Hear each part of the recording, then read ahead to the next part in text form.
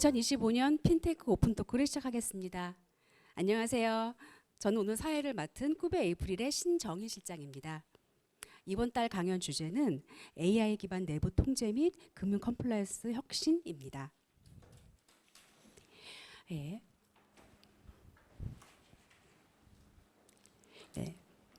핀테크 오픈테크는 서울특별시가 여의도 금융중심지에서 금융 전문 인력 양성을 목표로 매월 1회 디지털 금융 분야 최신 기술 동향과 트렌드를 정기적으로 업데이트하기 위해 핀테크 기업, 금융기관, 학계 등 핀테크 전문가들의 인사이트를 공유하는 행사입니다. 본 행사를 진행하는 쿠베 에이프릴은 2021년부터 스타트업의 해외 진출을 도와드리는 컨설팅 에이전시로 시작했습니다. 스타트업 분야의 다양한 컨퍼런스와 네트워킹 등을 기획하고 운영하고 있습니다. 9월 세미나는 조민기 SSA 코리아 상무님이 진행해 주십니다. 조민기 상무님은 현 SAS 코리아 프로드 컴플라이언스 앤 퍼블릭 시큐리티 담당 상무님을 재직 중이시며 현 에이캠스 코리아 챕터 보드 멤버시고 한국 자금 세탁 방지 협회 상임이사 그리고 금융권 자금 세탁 방지 시스템 구축 컨설팅 자문과 공공금융권 내부 및 외부 사기 방지 시스템 구축 컨설팅 및 자문 전문가이십니다. 연사님 무대로 모시겠습니다. 박수로 맞이해 주세요.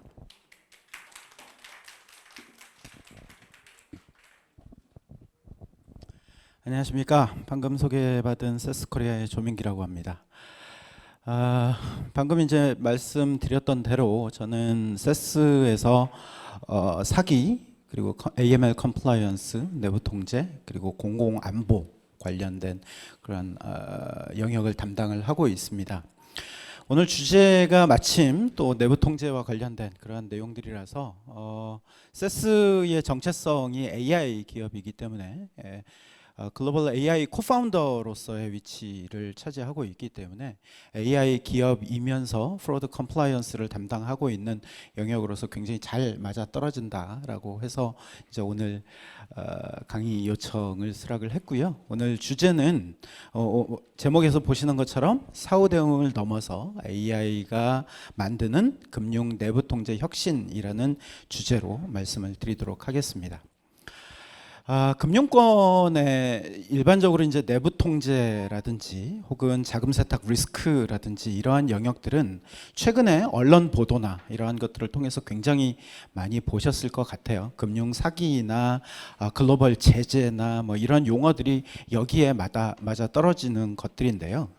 일반적으로 이제 언론에 이러한 내용들이 나오게 되면 결국에 사고는 이미 터지고 터진 사고를 기반으로 금융사나 혹은 금융당국이 이 사고를 어떤 방식으로 수습을 할 것인지에 포커스가 맞춰져 있습니다. 이미 사고는 저질러졌고 그 사고로 인해서 금융사들은 이미 임팩트를 받은 상황이고요. 사후 대응을 어떻게 할 것이냐, 그 수습은 어떻게 할 것이냐에 대부분의 그 초점들이 맞추어져 있죠. 우리는 왜 그 사후 대응에 포커스가 되어 있을까요? 사고를 미연에 방지하고 그리고 그 사고가 만들어지기 전에 먼저 적발해서 해당되는 사고가 일어나지 않도록 하는 것이 훨씬 더 좋은 그러한 접근 방법인데 왜 우리는 사후 대응에만 머물러 있을까요? 이러한 내용들을 오늘 좀 말씀을 드려보려고 합니다. 특히 이제 최근에 AI라고 하는 이 산업에 굉장히 혁신적인 그러한 기술들이 도입되기 시작하면서 AI가 모든 것을 바꾸고 있습니다. 과거에 이제 사후 대응에서 하던 것이 사전 예방으로, 수동적인 모니터링에서 능동적인 탐지로, 그리고 부서별로 개별적으로 대응하던 것에서 통합적인 대응으로 이러한 패러다임을 바꾸는 그러한 기술이 바로 AI 기술이라고 저는 생각을 합니다. 그래서 금융권의 내부 통제라고 하는 영역이 근본적인 혁신, 아래로부터의 혁신, 위로부터의 전환이 이루어지고 있다라고 하는 것을 오늘 좀 말씀을 드리고 이러한 변화에 여기 계신 분들이 같이 동참하고 그리고 그 변화에 이바지할 수 있을 그러한 기회가 되었으면 합니다. 충격적인 현실입니다. 2025년 상반기에 우리나라 금융사고로 언론에 오르내린 그러한 금액이 1,854억 원입니다. 국내 5대 은행에서 올 상반기만 10억 원대 이상의 금융사고가 16건이 발생을 했고요. 총 피해액이 보시는 바와 같이 1,854억 원, 월 평균 300억 원 이상의 어떤 사고가 벌어졌습니다. 이게 우리가 직면한 현실입니다. 하지만 이 사고는 전체 규모가 아니라 드러난 것만 이 규모다라고 보시면 되겠습니다. 기존에 금융사들이 운영하고 있던 내부 통제 시스템, 내부 통제 환경이라고 하는 것이 얼마나 사후적이고 그리고 얼마나 수동적인지를 보여주는 굉장히 큰 지표다라고 저는 생각을 합니다. 오늘 이 자리에서 이 숫자가 1,854억 원이라는 이 숫자가 어떻게 바뀔 수 있는지, 그리고 어떻게 사후적으로 이렇게 적발된 금액이 향후에 어떠한 접근 방법으로 개선할 수 있는지, 그러한 내용을 말씀을 드리도록 하겠습니다. 2015년도는 글로벌 금융권에 굉장히 큰 역사적으로 최고의 컴플라이언스 벌금을 부여한 해입니다. 올해만 부여된 벌금이 무려 600억 불에 달합니다. 우리 돈으로 8조 원에 달하는 금액이죠. 작년 전체를 통틀어서 45억 원이 부과가 됐는데 올해에만 무려 60억 원이 부과가 됐습니다. 가장 충격적인 것은 많은 분들이 언론상에서 보셨을 테지만 왼쪽에 있는 금융기관이죠. 가장 왼쪽에 있는 금융기관 TD뱅크입니다. TD뱅크 캐나다 은행인데요. 미국에서 굉장히 큰 활동을 하고 있는 은행입니다. 이 TD뱅크는 미국의 금융당국으로부터 30억 9천만 달러의 벌금을 부여받았습니다. 우리나라 돈으로 4조 원입니다. 금융기관이 이 정도의 벌금을 받으면 굉장히 큰 임팩트를 얻을 수밖에 없죠. 왜 벌금을 받았는지 아시나요? TD뱅크는 미국으로 들어오는 펜타닐과 같은 그러한 마약 카르텔에 의해서 운영되는 마약 자금을 제대로 스크리닝하지 않았습니다. 그게 단지 1, 2년 만의 문제가 아니라 10년이 넘는 기간 동안 제대로 스크리닝하지 않고 마약 자금이 유통되도록 금융 시스템이 도와줬던 결과 때문에 이러한 벌금을 받았습니다. 오른쪽에 있는 은행, 네덜란드의 디볼스뱅크라고 하는 은행인데요. 2천만 유로의 벌금을 받았습니다. 그 이유 또한 굉장히 놀랍습니다. 이 디볼스뱅크는 은행 내에서 무려 10만 건에 달하는 의심 거래를 포착했는데 그 의심 거래를 제대로 모니터링하지 않고 그냥 은행 내에 잠재워 두고 있었습니다. 제대로 검토하지 않았고요. 그것들에 대한 어떠한 조치도 취하지 않았습니다. 가운데 있는 은행, 미국의 가장 큰 은행 중에 하나죠. 웰스파고라고 하는 은행이 있습니다. 이 웰스파고는 지금 마찬가지로 미국의 가장 큰 은행 중에 하나인 JP모건과 그 소송 중에 있는데요. 무려 4억 8천만 달러 규모의 부동산 대출에서 재무제표 조작을 제대로 발견하지 못했다라는 이유로 JP모건과 소송 중에 있습니다. 이 사고들의 공통점이 보이시나요? 이 사고들은 결국 사람에 의해서 벌어진 그러한 사고들입니다. 사람이 가지고 있는 한계 때문에 많은 데이터, 굉장히 많은 데이터, 그리고 복잡한 거래 패턴, 그리고 굉장히 빠른 거래 속도를 제대로 포착하지 못했고, 그리고 그것들에 대한 적절한 조치를 하지 않았다라는 이유로 벌금을 받고 그리고 소송에 휘말리고 있습니다. 이렇게 많은 데이터와 복잡한 패턴 그리고 빠른 거래 속도는 사람의 손으로 해결하기가 갈수록 어려워지고 있습니다. 굉장히 작은 증권사라 할지라도 현재 우리나라의 굉장히 작은 증권사도 하루에 700만 건, 800만 건에 달하는 거래가 발생합니다. 이 거래를 사람이 모니터링 한다라고 하는 것은 거의 불가능에 가깝고요. 그걸 위해서는 우리가 AI의 도움을 활용할 수밖에 없습니다. AI를 사용하지 않고서는 그 리스크를 감당할 수 없는 시대가 되었다라고 하는 것이죠. 하지만 더 충격적인 진실은 바로 여기에 있습니다. 금융사가 이 의심 거래를 포착하기 위해서 많은 내부 통제 시스템을 운영을 하는데, 이 내부 통제 시스템이 발생되는, 내부 통제 시스템에서 발생시키는 경보, 의심 거래라고 포착해서 발생하는 경보의 95%가 false positive로 밝혀지고 있습니다. false positive, 오탐이죠. 불과 5%에 달하는 정탐을 탐지하기 위해서 95%의 노이즈를 우리가 탐색하고 그리고 그것들을 분석해야 합니다. 그러면 분석하시는 분들은 당연히 문제가 되는 것들을 찾기 위해서 굉장히 많은 거짓 정보들을 살펴봐야 되기 때문에 의심 거래에 대한 경각심이 떨어질 수밖에 없습니다. 그러다 보면 정탐도 놓치는 일들이 벌어지게 되죠. 이게 바로 사후 대응이 가지고 있는 가장 치명적인 한계입니다. 근데 오탐만 있느냐?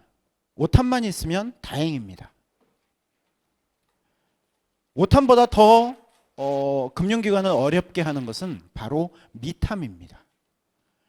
이러한 미탐이 우리가 언론 보도를 통해서 금융사가 알지 못하는 사이에 외부의 제보나 외부의 금융 당국으로부터 먼저 포착이 돼서 그러한 것들에 대한 조치가 이루어지는 것이죠. 일반적으로 오탐과 정탐이 95대 5라면 여기서 미탐은 정탐의 비율만큼 혹은 정탐의 2배에 가깝다라고 하는 것이 일반적으로 조사기관들이 발표하고 있는 내용입니다. 이렇게 미탐이 발생한다라고 하는 것은 금융기관들이 어떠한 대응도 하지 못하고 외부의 임팩트에 그대로 노출될 수밖에 없는 그러한 구조적인 한계를 가지고 있죠. 금융사들은 아까 보셨던 95%의 오탐을 줄이기 위해서 굉장히 많은 노력을 합니다. 하지만 이 오탐을 줄이기 위해서 95%의 오탐을 줄이면 미탐이 증가할 수밖에 없고요. 또 미탐을 줄이기 위해서 노력을 하면 오탐이 어마어마하게 증가하는 굉장히 아이러니컬한 그러한 상황에 놓여져 있습니다. 이것이 바로 금융기관들이 오탐을 줄이지 못하는 가장 근본적인 이유입니다. 오탐 95%를 어쩔 수 없이 끌고 가야 하는 그러한 이유이기도 하죠. 2025년도에는 새로운 적이 나타났습니다. 바로 딥페이크죠. 기사를 보신 분들은 아시겠지만 홍콩의 어떤 금융 컨설팅 회사는 굉장히 큰 비용을 집행하는 어떤 그 회계 담당자가 컨퍼런스 콜, 화상 통화를 통해서 보스의 승인을 받았는데 보스가 딥페이크였던 그러한 사건이 있었습니다. 얼굴과 목소리까지 위조해서 딥페이크로 인해서 굉장히 큰 손실을 얻게 되죠. 이렇게 딥페이크를 활용한 금융 범죄가 무려 300%나 증가하고 있습니다. 딥페이크는 AI를 활용을 하죠. 우리가 흔히 창과 방패라고 얘기를 하고 있죠.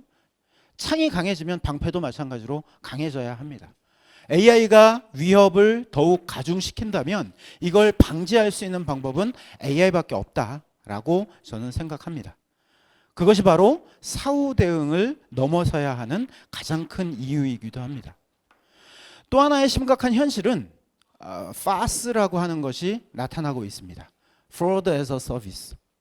과거에 다크웹에서 활용되던 그러한 정보에서 서비스 형태로 프로드의 기술들이 판매되고 있습니다. 24년도에 비해서 25년도는 다크웹을 활용한 그러한 범죄들, 파스를 활용한 범죄들이 100% 이상 증가를 했고요. 이 파스를 활용을 하는 경우에 한 번의 작업으로 8천만 건의 사기 시도를 한 번에 일으킬 수 있을 정도로 굉장히 광범위하고 기술 저변이 넓습니다. 특히 동남아시아에서 88%가 발생을 하는데, 이 다크웹에서 거래되는 가장 소중한 개인정보가 한국인의 개인정보입니다.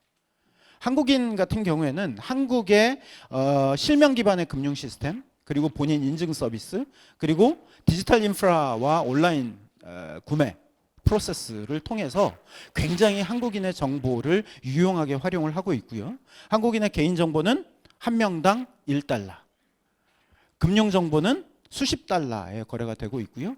여권 정보, 여권 복사본, 여권을 복제한 게 아니라 여권의 카피본도 1,000달러 이상에 거래될 정도로 여러분의 개인정보는 어마어마하게 비싸게 거래되고 있습니다. 여기에 파스를 통해서 제공되는 그러한 기술, 사기꾼이 기술 지식이 없다 할지라도 다크웹에서 구매한 개인정보와 파스에서 제공하고 있는 프로드 서비스를 활용해서 굉장히 손쉽게 정교한 사기를 순식간에 만들어서 활용할 수 있는 그러한 기술들이 제공이 되고 있다라고 하는 것이죠. 사기라고 하는 것, 금융 범죄라고 하는 것이 이제 산업화돼서 움직이고 있다라고 하는 것입니다. 이러한 것들을 적발하기 위해서는 우리는 예측적인 컴플라이언스를 도입할 수밖에 없습니다. 여러분들이 의사라고 한번 생각을 한번 해보시죠. 심장마비가 와서 응급실에 실려온 사람을 살리는 게 쉬울까요? 아니면 우리가 틈틈이 CT 촬영하고 심전도 검사해서 그것들을 예방하는 것이 훨씬 쉬울까요? 쉬운 길을 선택해야 합니다. 하지만 응급실 가기 전까지 우리가 검사받고 할 때는 훨씬 많은 비용이 또 들어가겠죠. 하지만 예방이 좀 더 근본적인 문제를 해결하는 것이라고 저는 생각합니다.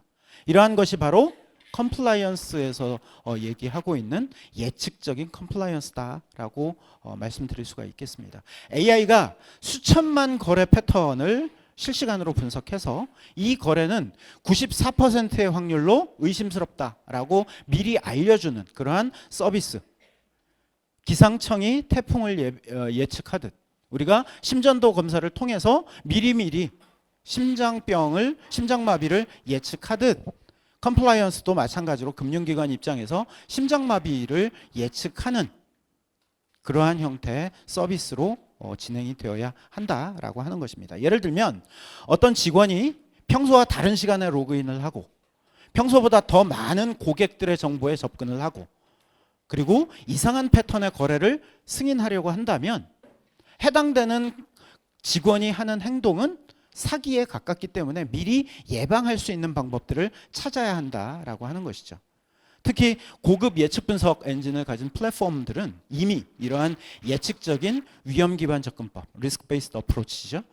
RBA를 통해서 금융기관의 리스크를 사전에 예방하고 예측하고 차단하는, 그래서 사후 약방문식으로 그렇게 처치하는 사후적인 대응에서 사전적으로 예측하고 예방하는 그러한 시대로 넘어가고 있습니다. 어느 길로 가실까요? 지금 당장 돈이 들지 않지만 심장마비가 와서 응급실로 실려가는 왼쪽 길과 미리 조금씩 돈이 들긴 하지만 미리미리 심전도 검사하고 심장마비 예측하고 태풍이 오는 길을 예측해서 좀 더 쉬운 길로 가는 방법, 오른쪽에 있는 길, 어느 길로 가야 할까요? 그 답은 명확하다라고 저는 생각합니다. 우리가 굉장히 빠른 시간 동안 0.001초 동안 수천만 건의 데이터, 거래 패턴을 분석할 수 있는 것이 바로 AI 기술이다라고 말씀드릴 수가 있겠습니다. 인간이 몇 시간에 걸쳐서 발견하는 패턴을 AI는 굉장히 빠른 시간 동안 그 답을 찾아내게 되죠. 그것이 바로 사후 대응을 넘어서는 기술적인 어떤 백그라운드가 아닐까 싶습니다. 기존의 사후 대응 방식은 2025년도 상반기에만 1,854억 원의 손실을 얻게 됐고요. 평균 탐지 시간이 몇 시간에서 며칠까지 걸리고요. 오탐률은 95%가 넘습니다. AI 기반으로 실시간으로 탐지하는 기술들은 사고 예방률이 70% 이상 향상이 될 수 있고요. 평균 탐지 시간은 1초 이내에 이루어질 수 있고요. 오탐은 과거에 비해서 30%대로 줄일 수가 있습니다. 같은 위험 요소들입니다. 같은 고객들입니다. 같은 거래 패턴들입니다. 어떤 방식을 따라야 할까요? 과거와 앞으로는 무엇이 바뀌었을까요? 바로 데이터를 바라보는 방식이 바뀌었습니다. 과거의 데이터로부터 미래를 예측하고 미래의 위험을 예측하고 실시간으로 패턴을 학습하고 여러 데이터 소스를 동시에 분석하는 그것이 바로 데이터로 미래를 보는 금융의 모습이 아닐까 싶습니다. 최근에 K뱅크는 얼굴 인식 기반 신분증 위변조 탐지 시스템이라고 하는 걸 만들었습니다. 정확도가 94.2%라고 합니다. 가짜 딥페이크 얼굴, 정교한 신분증 위조 같은 것들을 AI가 24시간 동안 365일 단 1초도 쉬지 않고 탐지하고 있고요. 사람의 눈으로 구분할 수 없는 위조 신분증을 94.2%의 정확도로 탐지하고 판별해내고 있습니다. 더 이상 이 고객이 진짜일까 아닐까라고 의심하는 그러한 단계를 넘어서고 있다라고 하는 것이죠. 특히 비대면 위주로 거래되는 최근의 금융 패턴에 따른다면 이러한 것들은 필수가 아닐까 싶습니다. 그런데 여기서 더 중요한 질문 중에 하나는 AI한테 물어봅니다. 왜 이 거래가 의심스럽지? 라고 물어봅니다. 일반적으로 AI는 블랙박스라고 얘기를 합니다. AI는 그냥 의심스러워요. 제가 보기엔 의심스럽습니다. 그 이유는 말 못하죠.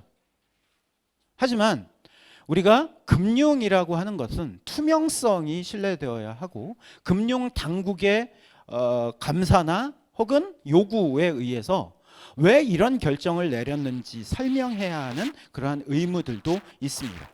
그러한 것들을 위해서 AI 중에서도 Explainable AI, XAI라고 하는 것들이 최근에 등장하고 있습니다. 이 거래는 고객의 과거 거래와 94% 다릅니다. 거래 시간이 비정상적이고 거래 상대방이 고위험 지역에 있고 금액이 평소에 거래하던 금액에 비해서 15배 이상 높습니다.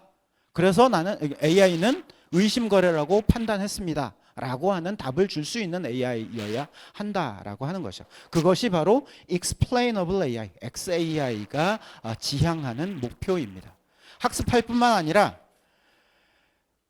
의사결정을 하는 사람들이 해당되는 내용을 가지고 개선할 수 있는 조치를 할 수 있도록 설명해주는 AI가 필요합니다. 최근에 프랑스의 한 은행에서 일어난 일입니다. XAI를 도입을 했고요. 이 XAI를 통해서 타행에서 들어오는 거래, 국경 간 거래의 제재 스크리닝을 합니다. 과거에 비해서 오탐률이 65%포인트가 감소됐고요. 95%에서 30%로. 그래서 이제는 새벽 3시에 경보가 울리면 이것은 진짜로 위험한 거래입니다. 과거에 95%의 확률로 오탐일 때는 새벽 3시에 전화가 와도 무시할 수 있었을지 모르겠으나 지금은 바로 뛰쳐나가야 합니다. 그런데 여기서 더 큰 문제가 하나 더 있습니다. 대부분의 금융기관들은 AML, 내부 통제, 준법 감시, 소비자 보호, 외부 사기 방지, 사이버 보안 이렇게 부서들이 다 갈라져 있습니다. 다 따로따로 일을 하고 계세요. FBI 전 수사국장이었던 크리스 스웨퍼라고 하는 사람은 이렇게 얘기합니다. 역설적으로 대부분의 금융기관이 범죄와 자금 세탁이 별개인 것처럼 취급한다.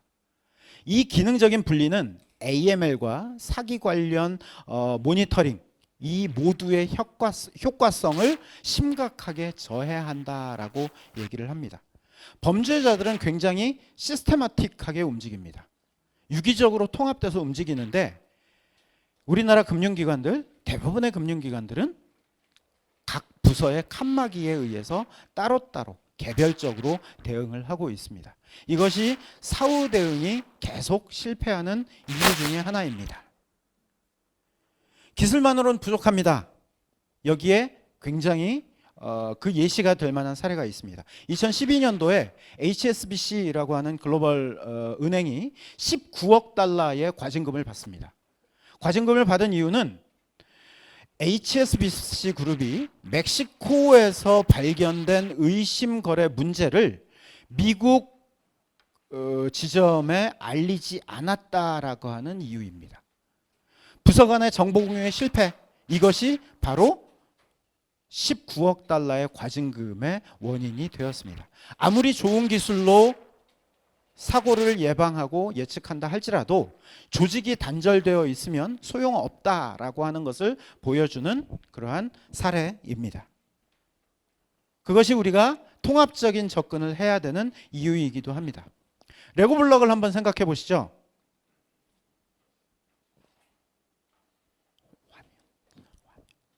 레고 블럭을 생각해 보시면 레고 블럭 같은 경우에는 그냥 단순히 플라스틱 조각입니다. 조합하면 굉장히 놀라운 것을 만들 수가 있죠. 대부분의 금융기관은 데이터 따로, AI 모델 따로, 업무 프로세스 따로. 마치 레고 블럭이 서로 다른 상자에 모여 있는 것처럼요.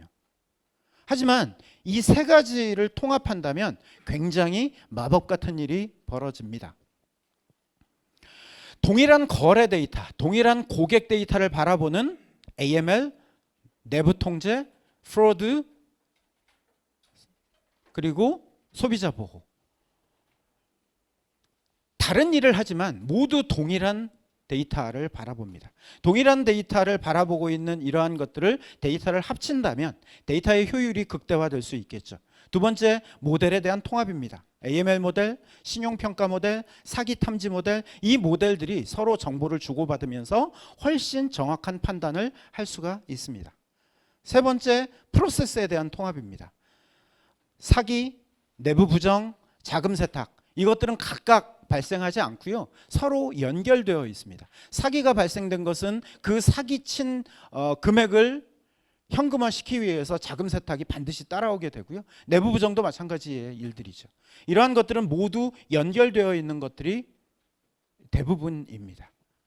부서별로 각각 조사하기보다는 하나의 운영 체제에서 의사결정만 다르게 하는 것이 훨씬 더 유용하겠죠. 이렇게 된다면 1 플러스 1 플러스 1이 3이 아니라 그 무한대가 될 수 있을 거라고 생각합니다. 특히 사기를 조사하고 AML을 조사하고 이 뒷부분에 인베스티게이션 프로세스와 케이스 매니지먼트 프로세스를 주목하고 통합해야 합니다. 이제 조각조각 나눈 시스템, 조각조각 나누어져 있는 시스템을 하나로 연결된 지능형 컴플라이언스 생태계로 옮겨가야 할 겁니다.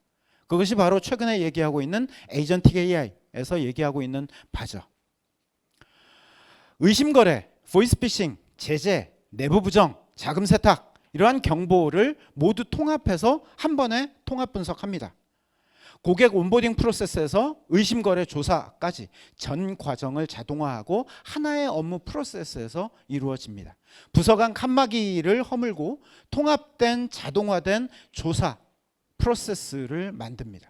그렇게 되면 한 고객의 거래에서 이상 패턴이 감지가 되면 즉시 과거 거래 이력을 분석하고 동시에 AML 위험 평가 그리고 실시간으로 사기 가능성을 검토하고 자동적으로 해당 조사가 필요한 영역으로 넘어가는 조사 프로세스로 연결되겠죠.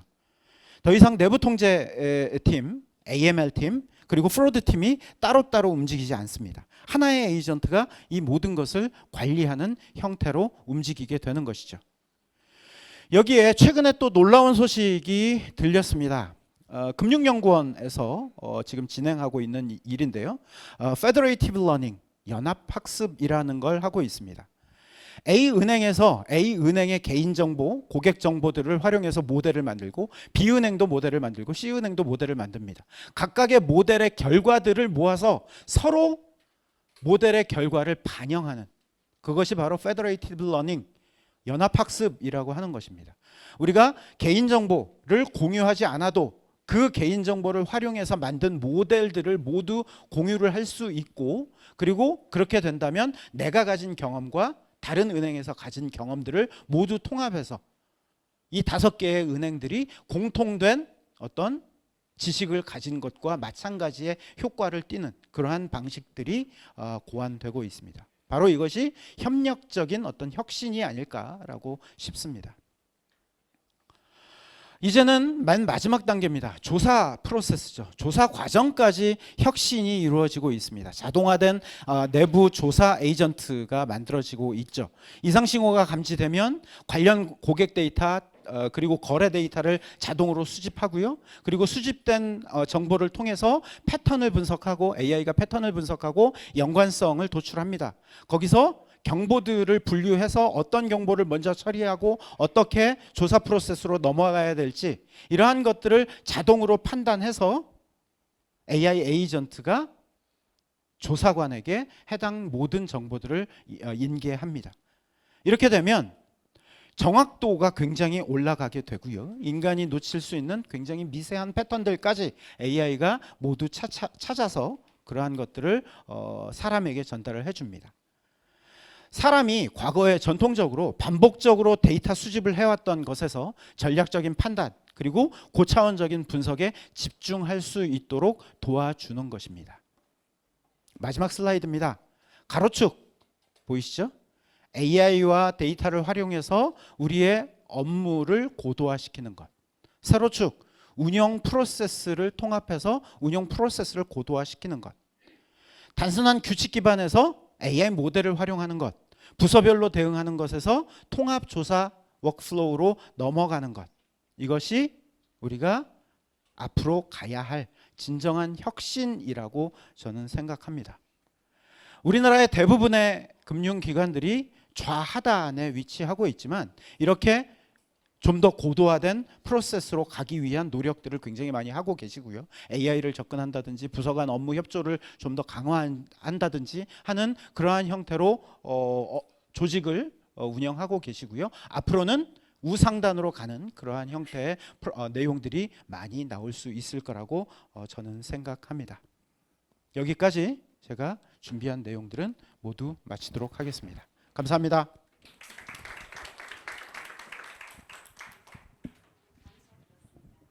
네, 강연 내용에 관련해서 질문이 있거나 아이디어가 있으신 분들은 이제 자리에서 손 들어주시면 저희가 마이크 갖다 드리겠습니다. 예, 발표하실 분이 계실까요? 네, 궁금하신 점이나 여쭤보고 싶은 저쪽 끝에 부탁드리겠습니다. 감사합니다.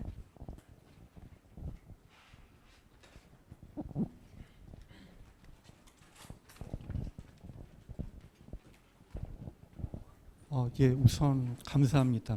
언젠가 이런 날이 올 줄 알았지만 이제 또 여기 또 이제 AI가 들어가서 이제 활약을 할 수 있을 것 같긴 한데 첫 번째로는 이제 굉장히 좀 근본적인 얘기.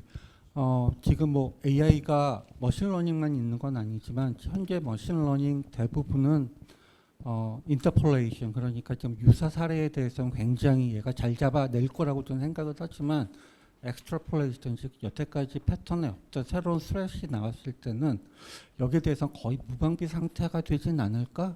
그래서 과연 사람이 하는 것보다 즉 사람이 어떤 아까 프리딕티브로 가면 좋은데 아무래도 그런 부분에 대해서 좀 취약점이 있지 않을까 하는 우려가 일단 좀 들고요.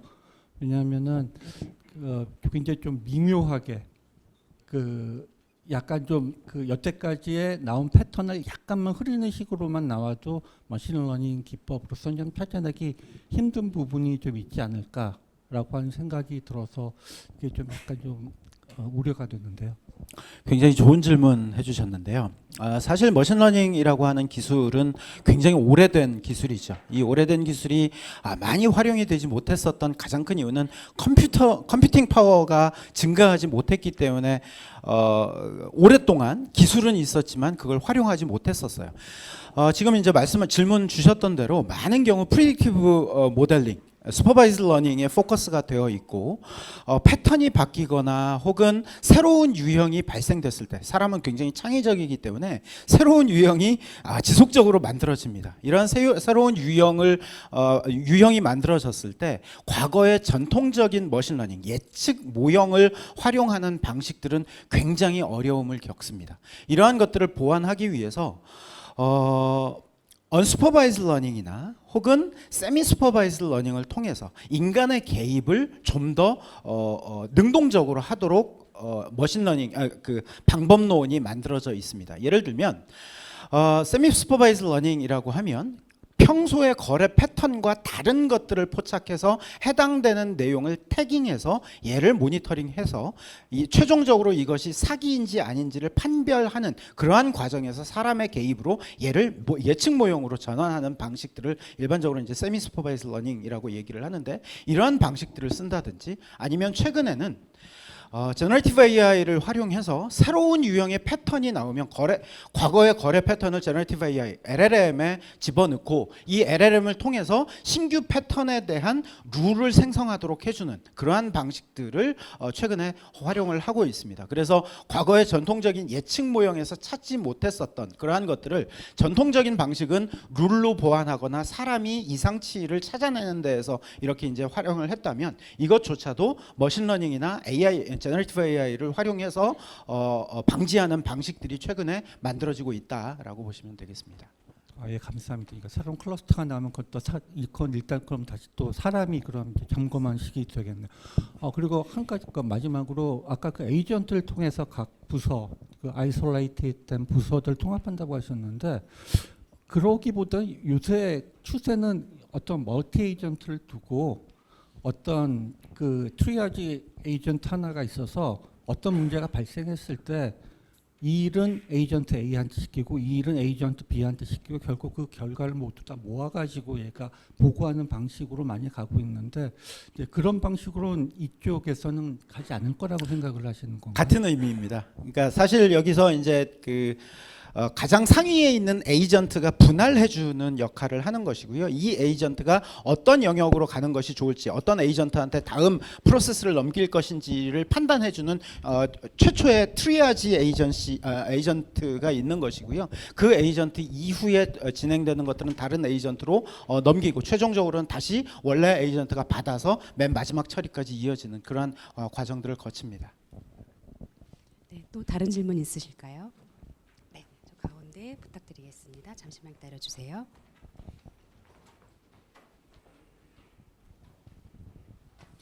네, 안녕하세요. 강의 감사합니다. 나이스 평가정보에서 근무하고 있는 강영준이라고 합니다. 사실 아까 이제 그 HSBC 과징금 사례 이제 언급해 주시면서 이제 뭐 부서 간 정보 공유 실패 이런 얘기도 말씀을 해주셨었는데요.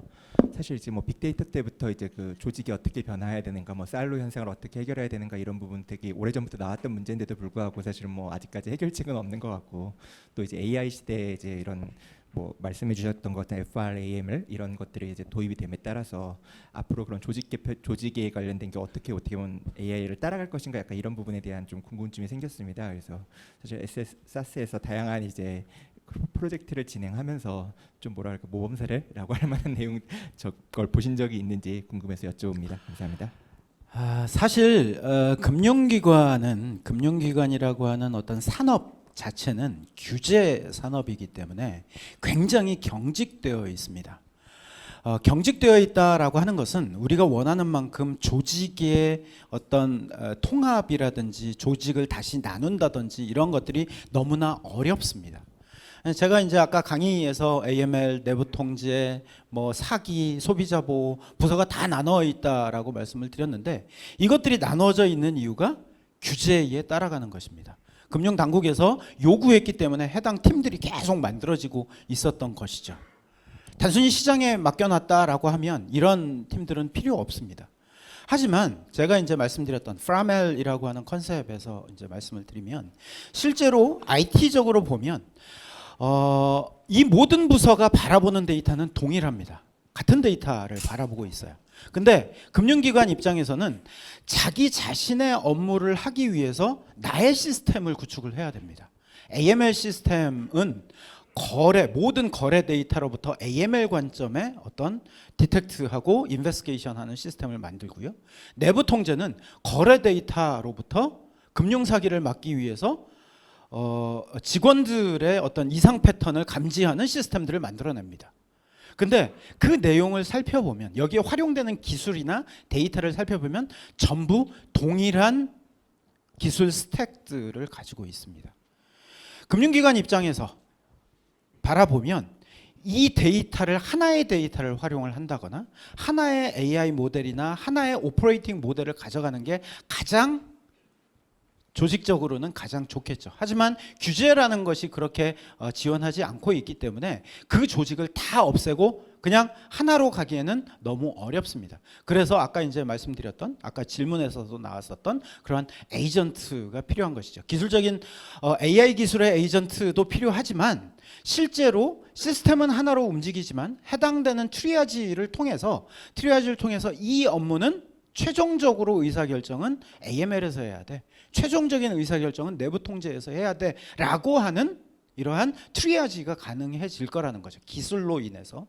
그렇게 된다면 실제로 아랫단에 돌아가는 IT 환경들은 하나의 환경이지만 우리가 규제에 의해서 만들어졌던 이러한 팀들과 조직들은 그 조직 그대로 본인의 업무를 할 수 있도록 그렇게 지원할 수 있다라고 하는 것이 실제로 이제 많은 그 선진 사례에서 밝혀지고 있고요.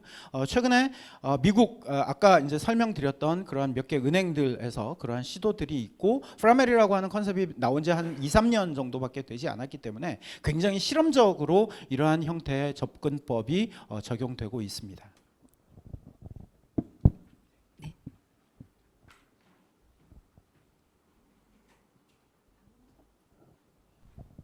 방금 전에도 일단은 그 여러 기능에 대한 통합에 대해서 말씀을 해주셨는데 저는 궁금한 게 실무적으로 업무를 하다 보면 저희가 AML 시스템을 구축을 해주는 업체들이 따로 있고 아무리 대형 금융회사라고 하더라도 내부에서 자체 구축하는 케이스가 굉장히 적고 AML 시스템 구축하는 업체 따로, FDS 따로, 그리고 뭐 예를 들어서 RBA라든가 내부 직원들이 도덕적 해이에 대해서 모니터링하는 시스템 따로, 그리고 정보 보안에 대한 부분 따로 이렇게 다 구축이 되는데 말씀하신 것처럼 이런 여러 가지 정보들을 결합해서 어떤 시그널을 보내준다던가 또는 이런 정보들을 합쳐서 뭐 여러 부서에서 같이 조회를 한다거나라고 했을 때 그러면 사실은 그 FDS랑 AML만 보더라도 수집하는 정보의 수집 내용 자체가 다르고 거기에 대해서 가공하는 방식이 다르고 보여주는 이제 화면이라든가 기능 그리고 연동되는 뭐 지급 정지라든가 이런 방식이 다 다른데 이런 것들이 어떤 방향으로 통합될지 그 증권회사나 금융회사에서 실무를 하는 자들 입장에서는 몇 년 내에 그런 서비스를 줄 수 있는 업체를 과연 볼 수 있는지 그런 것들이 궁금합니다. 뭐 제가 스스라고 하는 회사에서 다니고 있기 때문에 뭐 이거를 어떻게 말씀드리는 게 좋을지는 모르겠어요. 이 강의 자리에서 뭐 특정 벤더나 뭐 특정 업체를 말씀드리는 거는 뭐 바람직한 것 같지는 않고요. 사실 지금 이제 말씀하신 게 금융기관들의 현업 종사자들이 가지고 있는 가장 큰 어려움 중에 하나입니다. 그런데 제가 이제 그 여러 고객분들을 모시고 해외 금융기관들에 다녀보면 우리나라 금융기관과 해외 금융기관들의 가장 근본적인 차이가 있습니다. 가장 근본적인 차이는 솔직히 편하게 말씀드리면 금융이라고 하는 건 이제 IT 산업입니다. 그죠? 근데 사실 우리나라 금융기관들의 IT를 하시는 분들은 정보시스템부 해가지고 따로 모아 계세요. 제가 다른 나라 은행들의 현업들하고 미팅을 해보면 현업들의 반 정도는 IT예요. 실제 업무하시는 분들이 IT예요. 이제 아까 질문하셨던 그 내용으로 다시 돌아가 보면 우리나라 금융기관들은 어떤 일을 해야 된다, 어떤 업체랑 해야 되지를 먼저 찾아요. 저는 거기에서 근본적인 원인이 있다라고 생각합니다. 우리 금융 시스템이라고 하는 건 이제 금융기관이 가지고 있는 코어 시스템이잖아요. 코어 시스템이기 때문에 우리가 가야 할 방향이 명확히 선정이 되어야 하고 그리고 우리가 내재화된 기술로 어디까지 할 수 있을지를 확인을 해야 되는데 이건 개발 단계에서는 거의 100% 외주에 의존하고 있습니다. 우리나라는. 제가 근무하고 있는 회사의 본사에서 다른 그 이제 금융기관들, 미국의 금융기관들하고 일을 했던 그러한 결과들을 보면 실제로 어떤 시스템을 구축하기 위해서 100맨먼스가 소요된다. 예를 들어서 우리 기준으로 100맨먼스가 소요된다. 그러면 저희 직원은 20-30%밖에 들어가지 않아요. 나머지는 파트너들이 한 20-30% 들어가고요. 나머지 50-60%는 고객분들이 수행하십니다. 고객분들이 그 기술을 전수받아서 수행하시고 그것들을 계속 끌고 가시는 역할을 하죠. IT 담당하시는 금융기관의 IT를 담당하시는 분들이 가장 고민하는 것 중에 하나가 벤더에 종속된다를 굉장히 많이 고민하세요. 하지만 그것보다 더 근본적으로 걱정하셔야 되는 건 이게 내 것이 될 것인가예요. 벤더가 문제가 아니라 어떤 기술이 문제가 아니라 내가 얘를 오퍼레이팅하고 내가 안정적으로 운영할 수 있는 기술인가가 검토가 돼야 되는데 우리는 100% 외주를 고민하니까 이거 여기 줬다가 여기 줬다가 여기 줬다가 여기 줘야 되는 거 아니야? 이 회사에 계속 이렇게 주면은 이 회사에 종속되는데? 그러면 은행에는 너무나 많은 기술 스택이 들어와 있고요. 은행은 이 시스템을 내가 운영할 수 없는 환경이 되어버립니다. 결국 제가 드리고 싶은 말씀은 이제 아까 말씀드렸던 얘기로 질문으로 다시 돌아가서 금융기관들이 자체적으로 해결할 수 있는 역량을 가지고 계셔야 한다라고 하는 겁니다. 그렇게 역량을 가지고 계시면 방금 질문하셨던 그 문제들이 해결이 됩니다. 왜냐하면 하나의 전체적인 아까 이제 제가 기술 스택은 같다라고 말씀드렸잖아요. 이 기술 스택을 어떻게 적용하느냐에 대한 방법론이 다를 뿐이에요. 디텍트하는 방법은 AML이든 내부 통제든 사이버 크라임이든 동일한 기술들을 활용을 해요. 이 기술을 실시간으로 디텍트해서 거래를 차단할 것인지 아니면 사후에 모니터링할 것인지 아니면 이걸 금융 당국에 보고할 것인지는 각 업무의 특성에 따라서 다른 것이죠. 그 특성에 맞게 우리가 가진 기술을 어떻게 적용하느냐가 다른 것이지 가지고 있는 기술 스택은 동일하다. 그래서 그 기술을 어떻게 우리가 내재화하고 활용할 것인가를 금융기관들이 고민하는 것이 훨씬 더 급선무다라고 저는 생각합니다. 답변 잘 들었습니다. 혹시 다른 질문 또 있으실까요? 질문이 굉장히 어렵네요. 네, 좀 민감할 수 있는 질문인데 답변 잘해주셔서 감사합니다. 질문이 조금 끊긴 것 같은데 그럼 저희가 사전 질문을 저희가 준비했던 게 있습니다. 그래서 그 화면을 한번 같이 보면서 서로 이제 의견 주고받는 시간 가지면 좋을 것 같은데요. 지금 요 질문들 중에 이제 3번과 4번 같은 경우는 이제 일부 이제 강연 내용에 녹아 있기는 합니다만 또 추가로 다른 방법이 있는지 얘기를 나눠볼 수도 있고 아니면 이제 연사님께서 혹시 요거는 좀 더 얘기해 보고 싶으시다 하는 부분이 있으실까요? 3번을 한번 얘기해 볼까요? 컴플라이언스 분야에서 어떤 혁신이 가능하고 무엇이 진짜 혁신이다라고 이제 질문이 되어 있는데요. 제가 조금 전에 말씀을 드렸습니다. 사실 이제 제 강연의 그 가장 중요한 부분 중에 하나는 과거에 우리가 사후 대응하던 것에서 좀 더 프로액티브하게 바뀌어야 한다라고 하는 것입니다. 사고가 터지고 그 사고를 수습하는데 급급한 것이 아니라 사고가 나기 전에 그 사고가 날 것을 미리 예측하는 기술들은 이미 충분히 나와 있거든요. 사고는 한 번에 벌어지지 않습니다. 모든 사고는 그 징후가 존재하기 때문에 그 징후를 빨리 포착해서 해당되는 사고가 벌어지지 않는 것이 훨씬 더 용이합니다. 근데 여기서 한 가지 아이러니컬한 문제가 있습니다. 금융기관들이 ROI를 따질 때 사고라고 하는 것을 방지한 것은 비용으로 산출이 되지 않거든요. 시스템을 도입하면 ROI가 없어요. 그죠? 이런 문제점들이 있습니다. 하지만 결국 우리가 가야 할 방향은 금융기관이 가지고 있는 신뢰성을 회복한다라고 하는 건 금융사고라고 하는 것을 갈수록 줄이는 것이라고 저는 생각합니다. 그러한 방향으로 가기 위한 혁신이 바로 여기에 달려있지 않을까라고 생각합니다. 또 이제 질문 5번째, 우리 금융기관이 벤치마킹 할 만한 포인트가 무엇인가? 제가 아까 말씀드렸죠. AI 기술과 IT 기술이 갈수록 우리 생활 우리 업무에 깊숙하게 들어옵니다. 마찬가지 금융기관도 마찬가지입니다. 모든 업무가 이제는 IT화 되어 있기 때문에 아까 말씀드렸던 바와 같이 금융기관은 이제 IT 회사다. 그만큼 실무자 그리고 현업 부서에서도 IT에 좀 더 가깝게 다가가야 하고 실무 업무 하시는 분들도 IT와 같이 접목해서 같이 일을 하셔야 된다. 지금은 부서가 나누어져 있기 때문에 IT는 IT의 뷰로, 현업은 현업의 뷰로 바라볼 수밖에 없거든요. 아무리 같이 일을 한다 할지라도 그것이 아니라 한 팀 안에 자금세탁방지부는 자금세탁방지부 안에, 내부통제부서 안에 기술을 직접 담당하시는 분이 그 업무를 어떤 방식으로 해결할지를 고민할 수 있는 그러한 형태로 전환되어야 하지 않을까라고 생각합니다. 최근에 이제 대형 은행들은 그렇게 가고 있는 은행들이 있어요. 이제 한 분씩 두 분씩 이렇게 이제 현업 부서에 IT 인력들이 들어오시는 분들이 있는데 그분들이 여전히 서포트의 업무를 하고 계실 뿐입니다. 좀 더 그러한 역할들을 적극적으로 할 수 있도록 그렇게 조직의 융화나 통합이 좀 더 자유롭게 이루어져야 되지 않을까라는 생각을 합니다. 감사합니다. 네, 질문 말씀드립니다.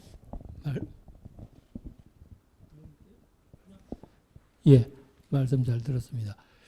지금 그 얘기하신 것을 조금 더 종합해 보게 되면 혹시 이거를 성숙도 모델 해가지고 뭐 레벨 1, 2, 3, 4, 5라든지 해서 정말 아이디어렉 탑다운으로 사실 스키마를 완전히 그 아이디어렉 디자인해서 리엔지닝하는 그 모델이 있을 거고 정말 그래 계속 이렇게 버텀업에서 하게 되면은 어디가 터져도 되고 제일 큰 문제는 제가 봤을 땐 CEO가 이제 그런 의식이 없으니까 안 되는 건데 또 정치적인 문제도 있고 해서 그런 성숙도 모델을 좀 제시해서 각 금융기관들한테 레벨 테스트 해주고 앞으로 비전을 제시하고 이런 컨설팅이라든지 이런 모델을 프레임을 제시하는 이런 것들은 없습니까? 굉장히 좋은 질문이십니다. 그 사실 저희가 한국과 해외에서 이 프로젝트를 진행을 해보면 금융기관이랑 프로젝트를 해보면 우리나라와 해외의 프로젝트에 굉장히 큰 차이가 있습니다. 우리나라는 모든 프로젝트가 1년 안에 끝나야 합니다.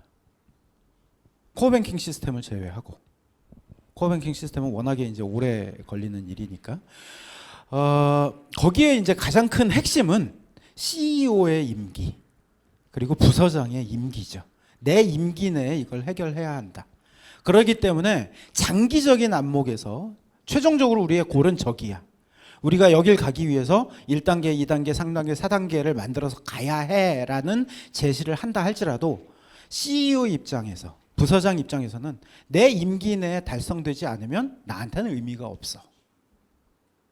그러니까 우리 일반적인 굉장히 민감한 얘기네요. 얘기하다 보니까 일반적인 그 기업들이 운영되고 있는 방식이 아닐까 싶습니다. 좀 더 강력한 거버넌스 체계 그리고 최종적인 어떤 목표를 바라보고 전달하는 방식들이 필요하다라고 저도 생각합니다. 우리가 AML이 됐던 내부 통제가 됐던 준법 감시가 됐던 해외에서 이러한 것들을 준비하고 최종적인 목표를 달성하는데 2, 3년씩 걸리는데 우리는 3개월에 끝나는 프로젝트들도 있어요. 말도 안 되는 일들이 벌어지고 있습니다. 그러니까 그러다 보니까 프로젝트를 만든 시스템을 업고 다시 만들고 굉장히 많이 하죠. 우리나라가 이제 다운사이징이 굉장히 빠르게 전환이 됐잖아요. 예전에 호스트 시대에서 유닉스로, 유닉스에서 리눅스로, 리눅스에서 클라우드는 못 가고 있어요. 클라우드 못 가는 가장 큰 이유는 뭐 망분리나 뭐 이러한 여러 가지 문제들 때문인데 이러한 형태로 굉장히 많이 가고 있는데 미국 은행들, 대형 은행들 아직도 호스트에 머물러 있는 경우들이 많아요. 왜 그렇게 갈까요? 우리는 업고 부시고 굉장히 많이 하세요. 프로젝트를 짧게 하다 보니 실패도 많고요. 그것들이 제대로 가는 경우도 별로 없어요. 좀 더 거시적인 아까 질문하셨던 분 말씀대로 최종적인 골과 그 단계적으로 우리가 어떻게 가야 하는지에 대한 마일스톤을 정확히 설정하고 그것들을 끝까지 추진할 수 있는 방법들이 모색되지 않고서는 그런 것들을 만들기에는 너무 현실이 좀 어렵다라는 말씀을 드리고 마무리하겠습니다. 답변 감사합니다. 또 저기 질문 부탁드리겠습니다.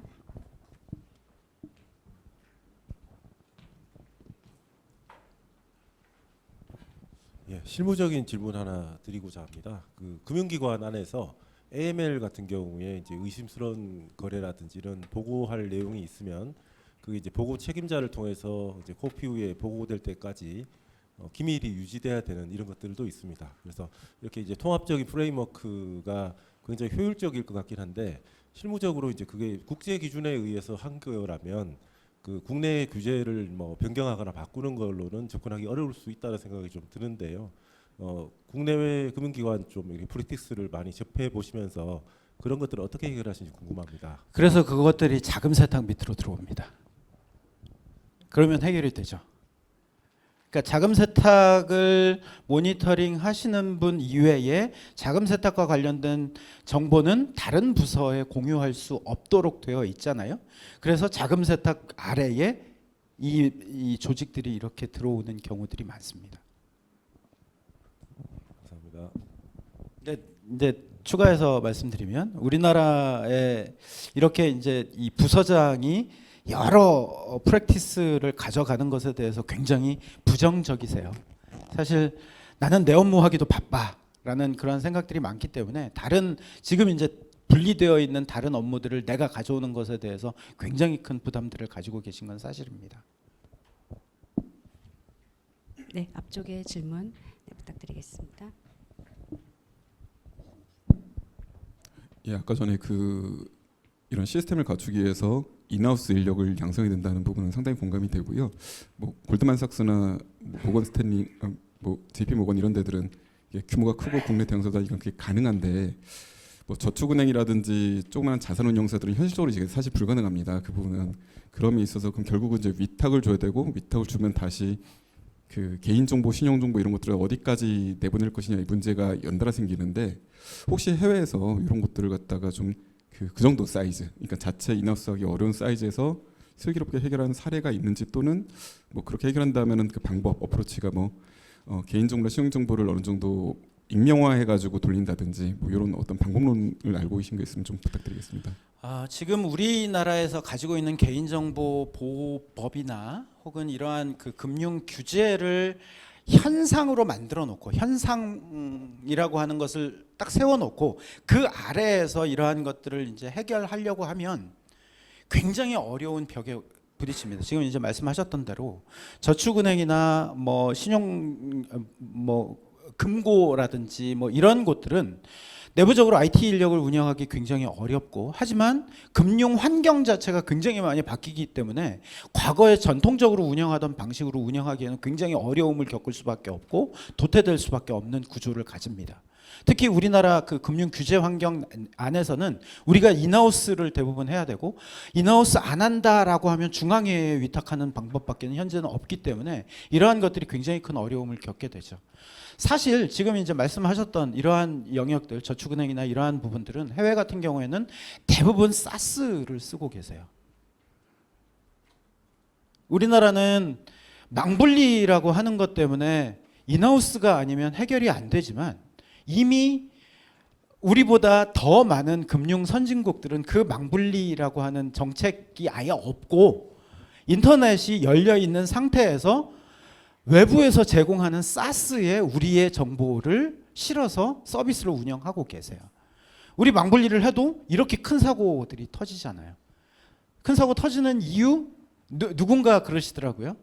우리가 망분리 해놓으니까 경각심이 떨어지는 거예요. 보안 패치도 잘 안 하고 이번에 모 카드사 사고 터진 것도 무려 8년 전에 패치해야 되는 것을 패치하지 않고 막 연계되면서 그 부분이 뚫렸던 거라고 말씀하시더라고요. 이러한 경각심이 떨어지는 근본적인 문제가 해결이 되어야 된다라고 저는 생각합니다. 그래서 이제 인하우스로 지금 이제 이러한 그 굉장히 소형 금융기관들이 그러한 것들을 하는 것 자체는 불가능한 일이고, 그리고 앞으로도 인하우스로 그렇게 이제 자체적으로 하는 것은 유언하다라고 저는 생각해요. 그러한 것들이 외부에 충분히 좋은 서비스들이 있기 때문에 그러한 서비스를 활용할 수 있는 체계로 규제라든지 우리의 법령이라든지 이러한 것들이 변화되어야 한다. 그래야만 이제 우리 이 세미나의 주제 핀테크가 활성화되고, 그리고 새로운 기술들과 새로운 어떤 금융 환경들이 좀 더 가속화되는 그러한 방향으로 움직이지 않을까라고 생각합니다. 현업과 밀접한 질문들과 답변 감사했고요. 나머지 질문들 혹시 있으시면 좀 끝나고 이후에 네트워킹 시간에 나눠주시기 바랍니다. 오늘 수고 많으셨습니다. 예, 감사합니다. 감사합니다.